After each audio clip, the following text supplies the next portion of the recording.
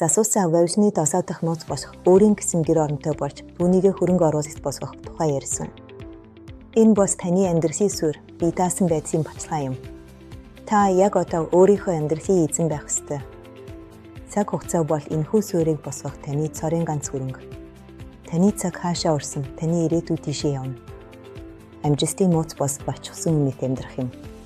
Үүнийг identity гэм. Та ирээдүйн өөрийгөө оюун санаандаа яг одоо бүтээ. Тэр хүн яаж сэтгэж ямар шийдвэр гаргадаг вэ? Та өөрийгөө болчихсон гэж итгүүлж чадвал үүсгэс тань өөрчлөгдөнө. Та хичээж хийх биш, харин тэр хүнийхээ дүрээр амьдарч ивсэн. Төсөөс тань бодит ертөнцтэй яв цав мэдэх болно.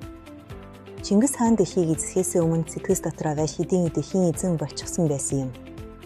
Өөрийгөө өнөөдөр хэн бич харна? Та маргааш яг тэр хүнээс тасанд харах болно. Баярлалаа.